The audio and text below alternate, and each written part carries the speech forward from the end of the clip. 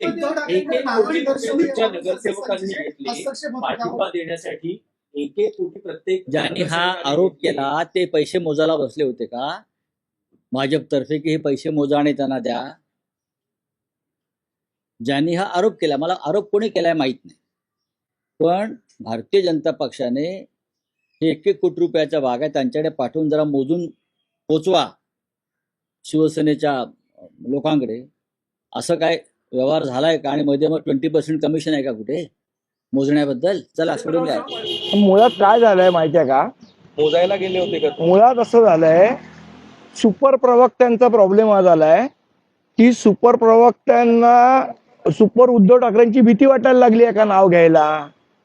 Super Uddhav ठाकरेंनी सगळ्या चंद्रपूरचं कान घडवून आणलं आणि सुपर प्रवक्त्यांना याबद्दल कल्पना सुद्धा नव्हती.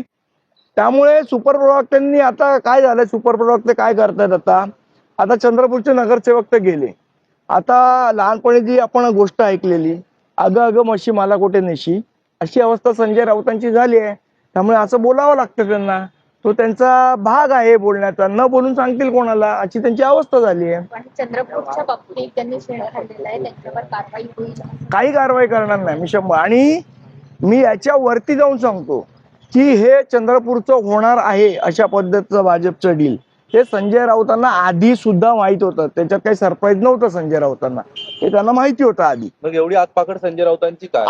आता करायचं काय? आता शेवट जे आपण बोललोय त्याच्या विपरीत घडतंय, तर मग मी मारल्यासारखं करतो, तू रडल्यासारखं कर, आणि म्हशीवर बसून अगं म्हशी मला कुठे नेशी, अशी अवस्था झाली आहे त्यांची. सुपर प्रवक्त्यांना सुपर उद्धव ठाकरेंची भीती वाटते. सुपर उद्धव ठाकरे मग नाव का नाही घेत सुपर उद्धव ठाकरेंचं?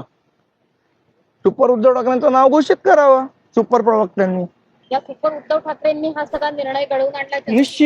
निश्चित. आणि सुपर प्रवक्त्यांनाही माहिती आहे, हिंमत असेल तर सुपर प्रवक्त्यांनी नाव घ्यावं त्यांचं. पण आता म्हशीवर बसून अगं म्हशी मला कुठे नेशी